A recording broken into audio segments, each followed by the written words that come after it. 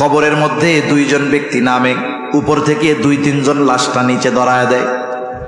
যখন লাশটা নিচে নামিয়ে দেওয়া হয়, ওই কবরের মধ্যে থাকা 2 জন ব্যক্তি যখন লাশটাকে কবরে রাখে, একটা দোয়া পড়ে, দোয়া বিসমিল্লাহি ওয়া আলা মিল্লাতি রাসূলিল্লাহ। আপনার বেলায়, আমার বেলায়, সকলের বেলায় এই দোয়া পড়বে। হুমায়ুন আজাদের বেলায়ও পড়ছে, মুরগি চূড়া মরলে ওর ব্যাপারেও পড়বে। কি বলে এই দোয়ার মধ্যে? এই দোয়াটা হলো ভিসা। কারণ আপনি আলমে দুনিয়া থেকে আলমে বরজখ, নতুন আর একটা দেশে, নতুন আর একটা জগতে যাচ্ছেন। আপনি যখন এ দেশ থেকে অন্য কোনো দেশে যাবেন, আপনার ভিসা যদি 2 নাম্বার হয়, তাহলে ওই দেশের আইন অনুযায়ী আপনার উপরে ব্যবস্থা গ্রহণ করা হবে। আমাকে আপনাকে কবরে রেখে দেওয়ার সময় মূলত ওই দোয়াটা বলা হয়, এটা আমার আপনার জন্য সুপারিশ, ভিসা। এই দোয়ার মধ্যে কি বলা হয়? বিসমিল্লাহি ওয়া আলা মিল্লাতি রাসূলিল্লাহ এর দ্বারা কি বলে? বুজুর্গানে দ্বীনের ভাষায় বলি, ওনারা বলেন আসলে মূলত বলা হয় যে আল্লাহ, আপনার নামে এমন এক ব্যক্তিকে এখন কবরস্থ করতেছি যার গোটা হায়াত সুন্নাতের উপরে অতিবাহিত হয়েছে। সে যখন মারা গেছে সুন্নাতের উপরেই ছিল, এখন তাকে আমরা কবরস্থ করতেছি, সুন্নাতের উপরেই সে আছে। এখন বলেন তো, যেই ব্যক্তির ব্যাপারে এই কথাগুলো বলা হলো, দেখা গেল সারা জীবন মুখে দাড়ি উঠতে দেয় নাই। দাড়ি যদি কারো না থাকে, আমি আগের থেকে ক্ষমা চায়া নেই, কাউকে ছোট করার জন্য বলতেছি না। মনে করেন সুন্নাতের কাছেই ছিল না, সুন্নতওয়ালাদের সাথে ছিল না, সারাটা জীবন সুন্নতের বিরোধিতা করছে, ওই ব্যক্তির ব্যাপারে এই দোয়াটা পড়ে যখন কবরে রাখা হবে, বলেন তো এই ব্যক্তির ব্যাপারে ওই কথাটা সত্য হবে নাকি মিথ্যা হবে? নবীজির পিতা, নবীজি দুনিয়ায় আসার আগে আব্দুল্লাহ ইন্তেকাল করেছেন। নবীজি দুনিয়ায় আসলেন, আব্দুল মুত্তালিবের কপালটা গোছায়া যায় নাই, বরং ইতিহাস বলে আব্দুল মুত্তালিবের 10টা সন্তান আশায় যত খুশি হয়েছেন, আমার আপনার নবীর জন্মে আব্দুল মুত্তালিব তার চাইতে অগণিত গুণ বেশি খুশি হয়েছে। এই যে নবীর আগমনে আব্দুল মুত্তালিবের অন্তরে ভালোবাসা যিনি জাগ্রত করে দিলেন, তিনি কে? এরপরে নবীজি, মা মারা গেল, দাদা অভিভাবক, 2 বছর পরে দাদাও মারা গেল। এরপরে দাদা মারা যাওয়ার আগে ওসিয়ত করে গেছে আবু তালেবের কাছে, আবু তালেব মৃত্যুর আগ পর্যন্ত আমার আপনার নবীজির অভিভাবক। নবীজির বয়স হয়ে গেছে, নবুয়তি পাওয়ার পরেও আবু তালেব নবীজিকে ছেড়ে দেয় নাই, যে তুমি তো এখন বড় হয়ে গেছো, নিজের পথ নিজে মাপো। ইয়াতিম থাকা অবস্থায় নবীজিকে কেউ ইয়াতিম হিসাবে অবহেলার দৃষ্টিতে দেখে নাই। প্রত্যেকের অন্তরে আল্লাহ তাআলা মুহাব্বত, ভালোবাসা জাগ্রত করে দিয়েছে। আবু তালেব নবুয়তির পরেও নবীজির প্রতি কেমন মায়া, মুহাব্বত, ভালোবাসা ছিল। যখন নবীজি প্রকাশ্যে দাওয়াত দেওয়া শুরু করেছেন, মক্কার নেতৃত্ব স্থানীয় যারা আবু তালেবের কাছে এসে বলে, আবু তালেব আপনি আমাদের নেতা, সম্মানিত ব্যক্তি, কিন্তু আপনার ভাতিজা কি শুরু করেছে? আপনার ভাতিজার কারণে ভাইতে ভাইতে দ্বন্দ্ব শুরু হয়ে গেছে, মায়ের সাথে মেয়ের দ্বন্দ্ব শুরু হয়ে গেছে। আপনি যদি আপনার ভাতিজাকে তার কর্ম থেকে না থামান, আমরা কিন্তু কঠোর ব্যবস্থা গ্রহণ করব। ওই দিনের মতো আবু জেহেল উতবা সাহেবাকে বুঝায়া পাঠায়া দিলেন আবু তালেব। নবীজিকে কিছু আর বলেন নাই, নবীজি তার গতিতে দাওয়াতের কাজ করে যান। কিছুদিন পর আবু তালেবের সাথে আবার দেখা করার জন্য আসছে। এবার আবু জেহেল একা আসে নাই, আশেপাশের যত আরব গোত্র আছে সব গোত্রের সর্দারদের নিয়ে হাজির। আবু তালেবের কাছে এসে আবু জেহেল বলে, আবু তালেব আগের বার আপনি আমাদের কথায় কোনো ভ্রুক্ষেপ করেন নাই, এইবার আমি একা আসি নাই, আমার সাথে আরবের আশেপাশের সব গোত্রের গোত্রপতিরা আছে। আমরা সকলে একমত হয়েছি, আপনি যদি আপনার ভাতিজাকে তার এই কাজ থেকে নিবৃত্ত না করেন, বিরত না করেন, বাধা না দেন, তাহলে আমরা আপনার ভাতিজার বিরুদ্ধে সম্মিলিতভাবে ব্যবস্থা গ্রহণ করব। এইবার আবু তালেব একটু চিন্তিত হয়ে গেছেন, ভাই রে কি করা যায়, পায়চারি করতেছেন টেনশনে। গভীর রাত, নবীজি দাওয়াতি কাজ শেষ করে বাসায় ফিরেছেন। আবু তালেব স্নেহ ভরা কণ্ঠে, মায়া ভরা কণ্ঠে দাওয়াত দিচ্ছে, ডাক দিচ্ছে, ও মোহাম্মদ এদিকে আসো। নবীজি আসলেন, বলে, ও মোহাম্মদ তুমি যা করতেছো এটা কি থেকে কি একটু বিরত থাকা যায় না? আমি তো তোমার ব্যাপারে বড় চিন্তিত আছি, শঙ্কায় আছি।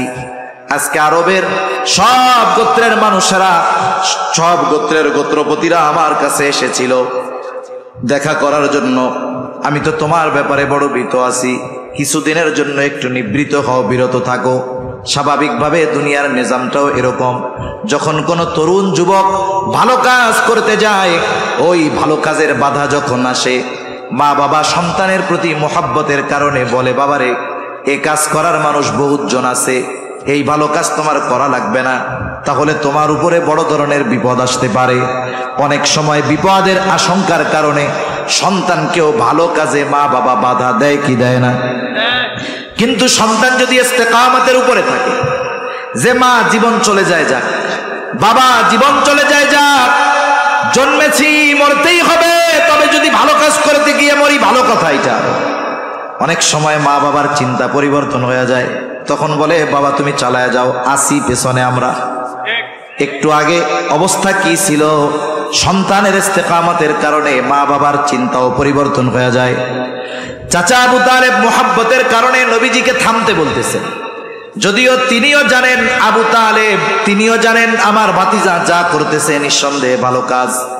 চাচার কথা শেষ, এবার নবীজি বলতেছে, চাচা আপনি শুনেন, শুধুমাত্র আরবের ওই গোত্রগুলো কেন, আমাকে যদি তামাম দুনিয়ার সব মানুষ আমাকে এই কাজ থেকে বাধা প্রদান করে, আমার বিরুদ্ধে চলে যায়, আমার জীবনও যদি চলে যায়, আল্লাহ তাআলা আমাকে যেই নির্দেশ দিয়েছেন, এই নির্দেশ থেকে আমি এক বিন্দু পরিমাণ পেছনের দিকে আসব না। আল্লাহর রাসূলের এই কথার প্রভাব আবু তালেবের দিল পর্যন্ত পৌঁছে গেছে।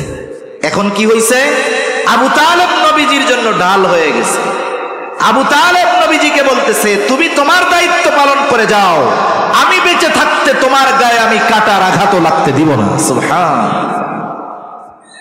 তাহলে আল্লাহ তাআলা বলেন, আমি আপনাকে ইয়তীম অবস্থায় পেয়ে লালন পালনের ব্যবস্থা করেছি। আলাম ইয়াজিদিকা ইয়াতীমান ফাআওয়া, ইয়তীম অবস্থায় আমি আপনাকে কোনো জায়গায় ছেড়ে দেই নাই, নবুয়ত দিয়ে আপনারে ভুলা যাব, ছেড়ে দিব, এটা হতে পারে না। দ্বিতীয় নিয়ামতের কথা আল্লাহ তাআলা বলেন, ওয়াওয়াজাদাকা আইলান ওয়াওয়াজাদাকা দাল্লান ফাহাদা, সঠিক পথ সম্পর্কে আপনি অবগত ছিলেন না। একটা হলো সঠিকটা জানার পরে সেটা না মানা, আরেকটা হলো সঠিক জিনিসটা না চেনা। দুইটার মধ্যে তফাৎ আছে। একজন সঠিকটা চিনে না, জানে না এই পথটা কোনটা, এটাও দল শব্দ দ্বারা বলা হয়। আবার অনেকে পথভ্রষ্ট, পথ চেনার পরেও ওই পথে চলে না, এটা হলো পথভ্রষ্ট। আর এটা হলো পথ সম্পর্কে অনবগত, জানে না। আল্লাহ তাআলা বলেন, আপনি সঠিক পথ চিনতেন না, আপনাকে আমি সঠিক পথটা চিনিয়ে দিয়েছি। ওয়াওয়াজাদাকা আইলান ফাআগনা, আপনি অভাবী ছিলেন, টাকা পয়সা ছিল না, আমি আপনাকে ধনী বানায় দিয়েছি। মুফাসসিরিনে কেরাম লিখেন, খাদিজাতুল কুবরা রাদিয়াল্লাহু তাআলা আনহার সাথে এই যে বিবাহের রাত্রিতে যখন খাদিজা বললেন, সব সম্পদের মালিক আমি আপনাকে বানায়া দিলাম, আল্লাহ রব্বুল আলামিন মূলত এই জিনিসটাকেই উল্লেখ করতে চেয়েছেন, হাবিব আপনার তো কিছুই ছিল না, টাকা পয়সা ছিল না, আমি তারও ব্যবস্থা করে দিয়েছি। নবুয়তির আগে এত এত দামি নেয়ামত আমি আপনাকে দিলাম, আর নবুয়তির পরে আমি আপনাকে ভুলে যাব, এটা কখনোই হতে পারে না। তাহলে ইসলাম বিদ্বেষীদের নবীজির ব্যাপারে প্রথম অভিযোগ যে তারা বলে নবীজি অর্থের লোভে খাদিজাকে বিবাহ করেছে। বলেন, নবীজি কি খাদিজাকে বিবাহের প্রস্তাব দিয়েছে না খাদিজার পক্ষ থেকে এসেছে? তাহলে এই অপবাদ, এটা মিথ্যা কথা, এবং এটা নবীজিকে অপবাদ দেওয়ার অপচেষ্টা, এই কথাগুলোর কোনো ভিত্তি নাই।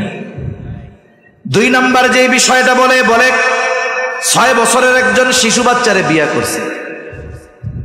ইতিহাস বুঝতে হবে, খাদিজা রাদিয়াল্লাহু তাআলা আনহার সাথে নবীজির সম্পর্কটা কেমন ছিল। যেখানে ওহী নাজিল হয়েছে গারে হেরা, কত উঁচু এক পাহাড়, যুবক যারা তারা উঠতে হিমশিম খেয়ে যায়, এখন সিঁড়ি আছে তাও উঠতে হিমশিম খেয়ে যায়, কয়েকবার বিরতি নেওয়া লাগে। অথচ রাসূলুল্লাহ সাল্লাল্লাহু আলাইহি ওয়াসাল্লাম ওই সুউচ্চ পাহাড়ে ওইটা বসতেন, ধ্যান করতেন, ওখান থেকে বাইতুল্লাহকে দেখা যাইত। আর খাদিজাতুল কুবরা রাদিয়াল্লাহু তাআলা আনহা একজন মহিলা, নবীজি খাবার নিয়ে, রাসূলের প্রয়োজনীয় সামগ্রী নিয়ে উনি একা একা নবীজির কাছে ওই পাহাড় বেয়ে উঠে যেতেন। রাসূল আকরাম সাল্লাল্লাহু আলাইহি ওয়াসাল্লামের সাথে মুহাব্বত কেমন ছিল? নবীজি বলেন, খাদিজা যদি বেঁচে থাকতো তার বর্তমানে আমি দ্বিতীয় কাউকে স্ত্রী হিসাবে গ্রহণ করতাম না। নবীজির স্ত্রী খাদিজা দুনিয়া থেকে চলে গেল। আয়েশা সিদ্দিকা রাদিয়াল্লাহু তাআলা আনহাকে নবীজি নিজে বিবাহ করেন নাই, যতক্ষণ না আরশে আজিমের মালিক আল্লাহ রাব্বুল আলামিনের পক্ষ থেকে নির্দেশনা না এসেছে, ততক্ষণ পর্যন্ত আমার আপনার নবী দ্বিতীয় বিবাহই করেন নাই। এখন আসেন, বিবাহ যেহেতু দ্বিতীয় বিবাহ করছে, পরে বিবাহ করছে, 6 বছরের বালিকারে করার দরকার কি ছিল?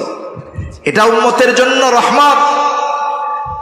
ইসলামী শরীয়তে একটা মেয়ে যখন প্রাপ্তবয়স্কা হয়, বলেন তো শরীয়তের কিছু দিক নির্দেশনা তাদের জন্য আছে না নাই?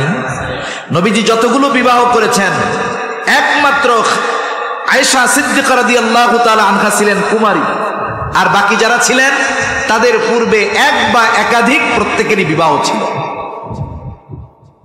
রাসূলুল্লাহ সাল্লাল্লাহু আলাইহি ওয়াসাল্লামের ঘরে যখন আয়েশা সিদ্দিকা রাদিয়াল্লাহু তাআলা আনহা আসলেন, এই জন্য দেখবেন নারী সংগঠিত যেই মাসলা মাসাইলের হাদিসগুলো আয়েশা সিদ্দিকা রাদিয়াল্লাহু তাআলা আনহা থেকে বর্ণিত, আর বাহিরের হাদিসগুলো আবু হুরায়রা রাদিয়াল্লাহু তাআলা আনহু থেকে বর্ণিত। সর্বাধিক হাদিস বর্ণনাকারী সাহাবী হযরত আবু হুরায়রা রাদিয়াল্লাহু তাআলা, এর পরপরই আয়েশা সিদ্দিকা রাদিয়াল্লাহু তাআলা প্রায় 2200 কাছাকাছি হাদিস বর্ণনা করেছেন। যদি নবীজি একজন এইরকম কুমারী মেয়েকে বিবাহ না করতেন, তাহলে প্রাপ্তবয়স্কা হওয়ার পরে নারীদের জন্য ইসলাম কি দিক নির্দেশনা রেখেছে আমাদের নারীরা সেটা জানতেই পারত না। এজন্য নবীজির আয়েশা সিদ্দিকা রাদিয়াল্লাহু তাআলা আনহার সাথে বিবাহ হওয়াটা এই উম্মতের নারীদের জন্য রহমত। সব বিষয়গুলো খোলাসা তারা জানতে পারতেছে। ইসলাম কি শুধু বাহিরে নাকি? ঘরের মধ্যে ইসলাম নাই? ব্যক্তিগত জীবনে নাই? পার্সোনাল লাইফে আছে, ব্যক্তিগত জীবনে আছে, পারিবারিক জীবনে আছে, সামাজিক জীবনে আছে। তাহলে আয়েশা সিদ্দিকা রাদিয়াল্লাহু তাআলা আনহার সাথে বিবাহ হওয়ার কারণে অনেক বিষয় উম্মতের নারীরা সহজে জানতে পারছে, নাহলে কঠিন হয়ে যাইত এই বিষয়গুলোর ব্যাপারে সমাধান পাওয়া। আবার দেখেন, যারা অপবাদ দেয় তাদের গুরু যারা, রবীন্দ্রনাথ ঠাকুর, বঙ্কিমচন্দ্র, ঈশ্বরচন্দ্র বিদ্যাসাগর, এনারা বিবাহ করছে 8 বছর, 9 বছর, 6 বছর, 11 বছরের মেয়েদেরকে। এদের ব্যাপারে প্রশ্ন তুলো না, নবীর ব্যাপারে তুলো। আবার নবীজিকে নারী লিপ্সু, নারী লোভী বলো। আল্লাহর নবী এগুলো যদি নবীর ব্যাপারে অপবাদ দাও, শোনা নাও। একদিন নবীজি বাইতুল্লাহর সামনে বসে আছেন, কাফেররাও অদূরে বসে আছে। কাফেরদের মধ্যে পরামর্শ হয়েছে। উতবা ইবনে রাবিআকে বলতেছে, তুমি তো খুব বাকপটু, তুমি যাও, মুহাম্মদ এরকম করে কেন, কিছু প্রলোভন দিয়া তাকে ফিরাইতে পারো কিনা। সে চলে আসছে নবীজির কাছে, এসে বলে, ভাতিজা তোমার কি হয়েছে বলো। তুমি যদি জাদুগ্রস্ত হও, কোনো জিন যদি তোমার ক্ষতি করে থাকে বলো, আমরা টাকা তুলে তোমার চিকিৎসা করায়া দিব। তুমি যদি নেতৃত্ব চাও বলো, তোমাকে আমরা আমাদের নেতা বানায়া দিব। তুমি যদি আমাদের মধ্যে গোটা আরবের মধ্যে সবচাইতে বড় ধনী হতে চাও, তাহলে আমরা তোমাকে ধনী বানায়া দিব। আর তুমি যদি কোনো নারীর জন্য এমনটা করো, শুনে নাও, আমাদের প্রত্যেকের দরজা তোমার জন্য খোলা থাকবে, যাকে পছন্দ তুমি তাকেই গ্রহণ করতে পারবা। চিন্তা করছে, এই প্রলোভন দিলাম, কাজ হয়ে যাবে মনে হয়। নবীজিকে কথা বলার পরে নবীজি তার কোরআন শোনায় দিছে। যদি নারীর লোভ থাকতো, এই প্রস্তাব দুনিয়ার কেউ ফিরায়? সবচাইতে বড় ধনী হবে, সবচাইতে বড় নেতা হবে, যত সুন্দরী যত নারী দরকার সবাইকে পাবে, এই সুযোগ কাফেররা নবীজির জন্য ওপেন করে দিয়েছেন। এজন্য নবীজির যদি এই সমস্ত বিষয়ের লোভ থাকতো, ওই প্রস্তাব তিনি গ্রহণ করতেন, ঠিক কিনা বলেন? তাহলে নবীর ব্যাপারে যে নারী লিপ্স বলা হয়, এটা নিঃসন্দেহ অপবাদ এবং নবীজির শানে সর্ব উচ্চ এক বেয়াদবি, ঠিক কিনা বলেন? অনেকে আবার আয়েশা সিদ্দিকা রাদিয়াল্লাহু তাআলা আনহার ব্যাপারে অপবাদ দেয়, অথচ আয়েশা সিদ্দিকা রাদিয়াল্লাহু তাআলা আনহার মাধ্যমে গুরুত্বপূর্ণ 3টা বিধান আল্লাহ তাআলা নাজিল করেছেন। আয়েশা সিদ্দিকা রাদিয়াল্লাহু তাআলা আনহাকে কেন্দ্র করে তায়াম্মুমের বিধান নাজিল হয়েছে। অপবাদ দিলে কি শাস্তি তার বিধান নাজিল হয়েছে, সাথে সাথে ব্যভিচারের কি শাস্তি হবে আল্লাহ তাআলা এই বিধান নাজিল করেছেন। সাথে সাথে আয়েশা সিদ্দিকা রাদিয়াল্লাহু তাআলা আনহার পবিত্রতার ঘোষণা স্বয়ং আল্লাহ তাআলা নিজে দিয়েছে। তাহলে নবীজির ব্যাপারে আরেকটা অপবাদ তারা দিত যে পালক পুত্র যায়েদের বউকে উনি আবার বিবাহ করছে। জাহেলিয়াতের সময় একটা কুসংস্কার ছিল যে পালক পুত্রকে ঔরসজাত পুত্রের মতোই মনে করা হইত। মানুষেরা পালক কন্যাকে ঔরসজাত কন্যার মতো মনে করত, কিন্তু বাস্তবতা হলো কেউ যদি কোনো ছেলেকে লালন পালন করে, ওই ছেলেটা যখন বালেগ হয়ে যাবে, যিনি লালন পালন করেছেন তিনি আর তার সামনে যেতে পারবেন না, তার সামনে তাকে পর্দা করতে হবে। একটা মেয়েকে লালন পালন করছে, মেয়েটা এখন বালেগা হয়ে গেছে, এই যে পালক বাবা যে সে আর মেয়ের সামনে যাইতে পারবে না, মেয়েও বাবার সামনে আসতে পারবে না, এটাই শরীয়তের আইন। জাহেলিয়াতের সময় এই বিষয়টা খুব প্রসিদ্ধ ছিল। স্বাভাবিক মানুষ মনে করত পালক পুত্র ঔরসজাত পুত্রের মতো। কিছু কিছু সময় আছে বলার চাইতে করার মাধ্যমে ফায়দা হয় বেশি, ঠিক কিনা বলেন? অনেক উপমা দেওয়া যাবে। যেমন রাসূলুল্লাহ সাল্লাল্লাহু আলাইহি ওয়াসাল্লাম হুদায়বিয়ার সন্ধি যখন হয়েছে মক্কায় আসতেন উমরা করার জন্য, কিন্তু চুক্তির কারণে এই বছর আর উমরা করা সম্ভব নয়। সবাই চিন্তা করছে উমরায় যাব, অনেকে জন্তু নিয়ে আসছে, আমরা আল্লাহর সন্তুষ্টির জন্য ওইগুলোকে জবাই করব। যখন চুক্তি সম্পাদিত হয়ে গেল যে এই বছর আর উমরা করা যাবে না, ফিরে যেতে হবে, সকল সাহাবাদের মন খারাপ, কারণ দীর্ঘদিন পর তারা মক্কার জমিনে প্রবেশ করতে চেয়েছিল, আত্মীয় স্বজন প্রিয়জনদের সাথে দেখা হবে, কিন্তু চুক্তির মাধ্যমে যখন আবার কাছে এসে ফিরে যাওয়া লাগবে তারা মনক্ষুণ্ণ হলেন।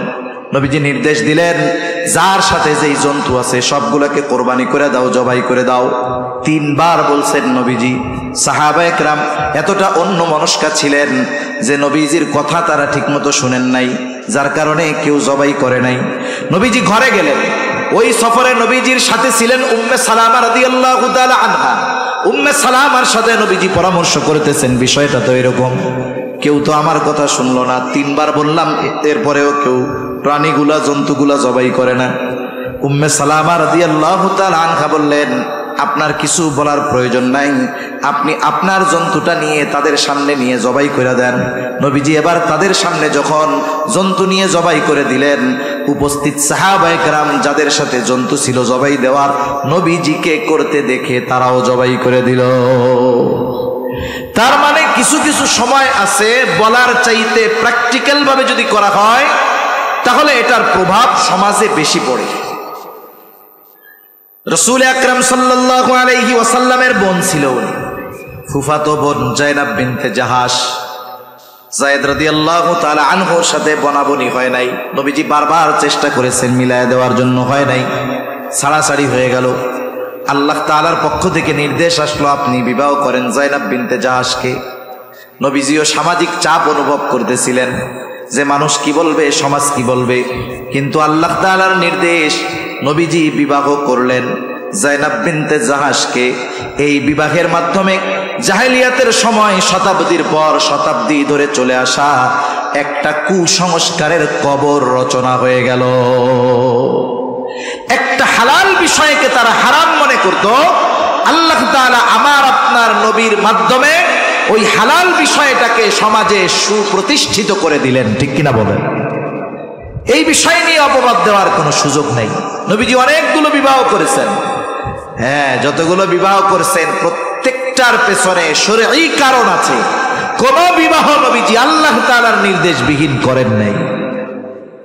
সেজন্য নবীজির চারিত্রিক বিষয়ে যারা অপবাদ দিতে চায় এই বিষয়গুলো তারা বেশি সামনে আনে। তারা যে কথাগুলো নবীজির ব্যাপারে বলে এগুলো পুরো ভ্রান্ত বানোয়াট, ঠিক কিনা বলেন? এখন আসেন আমার আপনার নবীজির চরিত্রটা কত সুন্দর। কেন নবীর চরিত্র আমরা অনুসরণ করব, আর কেন নবীর চরিত্রটা সর্বজনীন চরিত্র, সকলের জন্য আদর্শ, অনুসরণীয়, অনুকরণীয়। আমার আপনার নবীজির নবুয়তিটা কিন্তু নির্দিষ্ট কোনো জাতি গোষ্ঠীর উপরে নয়। রাসূল আকরাম সাল্লাল্লাহু আলাইহি ওয়াসাল্লামের আগে যত নবী দুনিয়া এসেছে, প্রত্যেকটা নবীর নবুয়তির একটা এরিয়া আছে। কেউ ছিল কোন গোত্রের জন্য নবী, কেউ কোন এলাকার জন্য নবী, কিন্তু আমার আপনার নবীজির ব্যাপারে আল্লাহ তাআলা বলেন, নবী আপনি বলেন, কুল ইয়া আইয়ুহান নাসু ইন্নী রাসূলুল্লাহি ইলাইকুম জামিআ। আল্লাহ তাআলা বলেন, নবী আপনি বলেন, ইন্নী রাসূলুল্লাহি ইলাইকুম জামিআ, নিশ্চয়ই আমি তোমাদের প্রতি রাসূল হিসাবে প্রেরিত হয়েছি, তোমাদের সকলের প্রতি রাসূল হিসাবে প্রেরিত হয়েছি। সকলের রাসূল নবী, সৃষ্টি জগতের সকল স্থানের নবী আমার আপনার নবী। এই সৃষ্টিকুলে একটা ইঞ্চি জায়গা বাকি নাই যেই জায়গার রব আল্লাহ তাআলা নয়। এমন কোন জায়গা আছে নাকি? এমন কোন জায়গা নাই।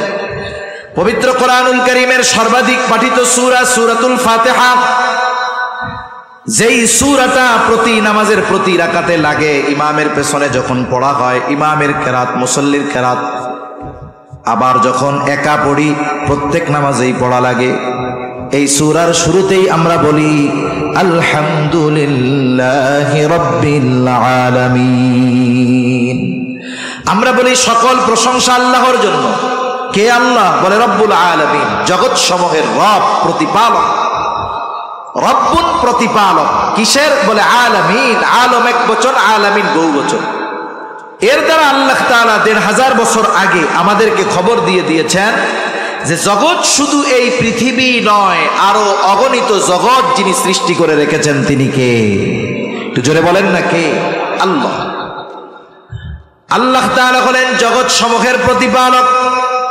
ওই আল্লাহ আমার আপনার নবীজির ব্যাপারে বলেন, ওয়ামা আরসালনাকা ইল্লা রাহমাতাল লিল আলামিন। আল্লাহ তাআলা বলেন, আমি আপনাকে জগৎ সমূহের জন্য রহমত হিসাবে প্রেরণ করেছি। তার মানে আল্লাহ হলেন রব্বুল আলামিন, আমার আপনার নবী হলেন রহমাতুল লিল আলামিন। আল্লাহ তাআলা যেই জায়গার রব, আমার আপনার নবীজিও সেই জায়গার রহমত। তার মানে আমার আপনার নবীর নবুয়তির পরিব্যাপ্তি কত দূর? বলে আল্লাহ তাআলার রবুবিয়তের বিস্তৃতি যত দূর, আমার আপনার নবীজির নবুয়তির বিস্তৃতিও তত দূর। এজন্য কবি অনেক সুন্দর কথা বলেন। কবি বলেন, রবুবিয়ত খোদা কি হ্যায় জাহাঁ তক, নবুয়তি মুস্তাফা কি হ্যায় উহা তক। আল্লাহ তাআলা আমার আপনার নবীজিকে এই স্পেশাল কোয়ালিটি, যোগ্যতা দান করেছেন যে তিনি গোটা সৃষ্টি জগতের জন্য নবী। ২ নম্বর, নবীজিকে যেই কোয়ালিটিটা আল্লাহ দান করেছেন, নবীজির জীবনটা ছিল বহুমুখী জীবন। কোন মানুষ যদি নবীজির জীবনী থেকে সমাধান চায় সে পেয়ে যাবে, কিন্তু নবীর আগে যত নবী এসেছে আপনি একজন নবীর থেকে পরিপূর্ণভাবে সবকিছুর সমাধান পাবেন না। এই পৃথিবীতে 3টি ধর্ম হলো ঐশী ধর্ম, ইসলাম, আর একটা আমরা চিনি ইহুদি, আর একটা হলো খ্রিস্টান, আহলে কিতাব। এই 2টাকে উল্লেখ করে বলা হয় এই 3টা ধর্ম হলো ঐশী ধর্ম। খ্রিস্টানদের নবী ঈসা আলাইহিস সালাম, ইহুদিদের নবী মুসা আলাইহিস সালাম, 2জনেই কিন্তু বনি ইসরাইলের বংশধর, বনি ইসরাইল থেকে আসছেন। ঈসা আলাইহিস সালাতু ওয়াস সালামকে খ্রিস্টানেরা অনুসরণীয় মনে করে, কিন্তু আপনি যদি আপনার গোটা হায়াতের সব কিছু ঈসা আলাইহিস সালামের মধ্যে খুঁজেন আপনি পাবেন না।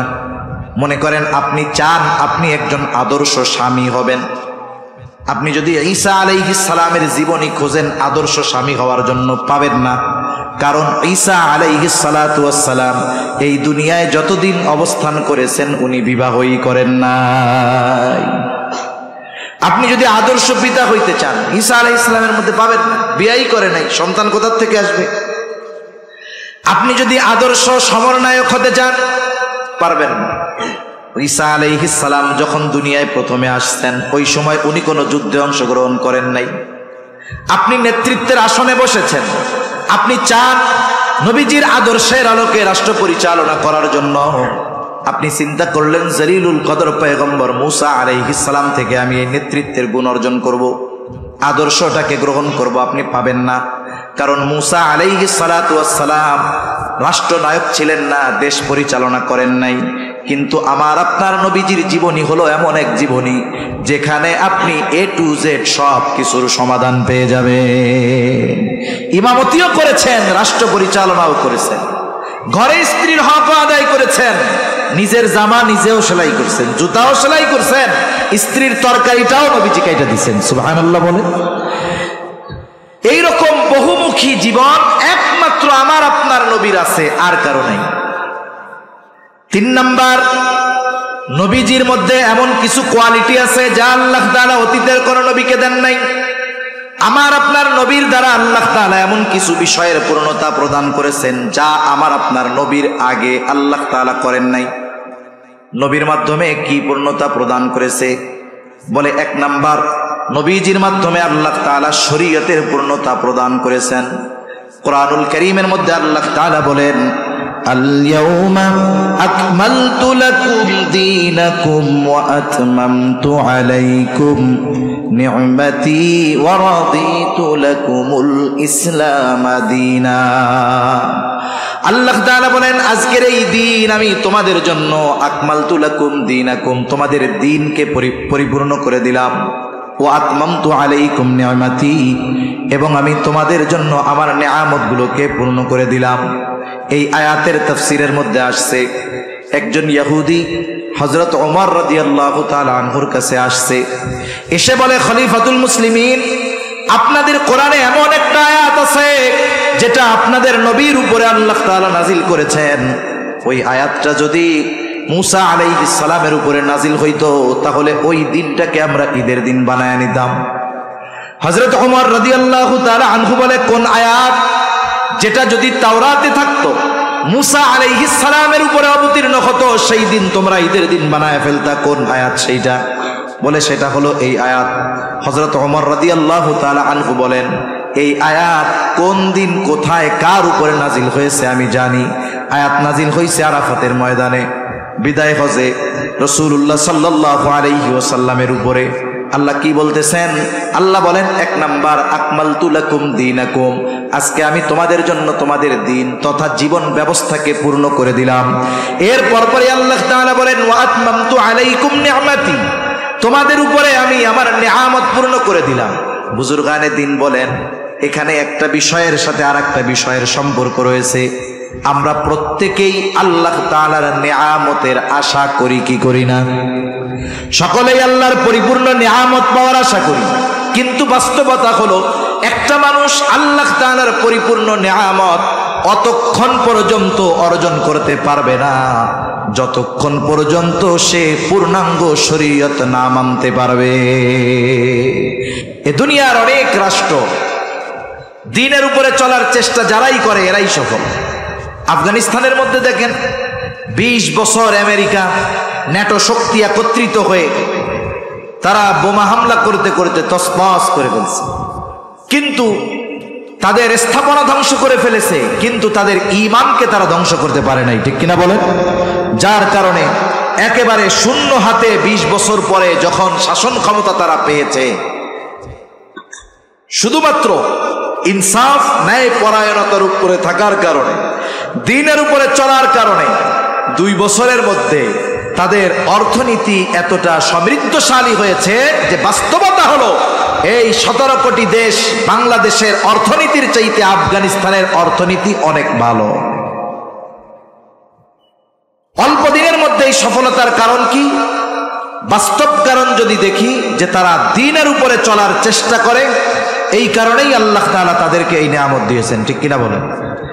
তাহলে আমার আপনার নবীর মাধ্যমে 1 নাম্বার আল্লাহ তাআলা পূর্ণতা প্রদান করেছেন শরীয়তের, 2 নাম্বার নিয়ামতের, 3 নাম্বার আমার আপনার নবীজির মাধ্যমে আল্লাহ তাআলা নবী আসার যে সিলসিলা এটার পূর্ণতা প্রদান করেছেন।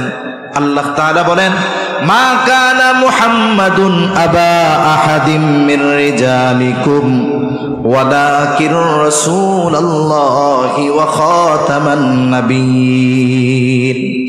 আল্লাহ তাআলা বলেন মুহাম্মদ সাল্লাল্লাহু আলাইহি ওয়াসাল্লাম কোন পুরুষের পিতা নয়, ওয়ালাকিন রাসূলুল্লাহ, তিনি হলেন আল্লাহ তাআলার রাসূল, খাতামান নবিয়্যিন, তিনি হলেন শেষ নবী। নবীজিও বলেন আনা খাতামুন নবিয়্যিন লা নাবিয়্যা বাদি, আমি শেষ নবী, আমার পরে কোনো নবী নাই। আল্লাহর ঘোষণা, সুস্পষ্ট ঘোষণা, নবীজি শেষ নবী। নবীও বলেন আমি শেষ নবী। এখন বলেন এই দুনিয়ার কেউ যদি এই কথা দাবি করে নবীর পরেও নবী এসেছে অথবা আসবে, বলেন তো এরা যে কাফের, এ ব্যাপারে কোনো সন্দেহ আছে নাকি?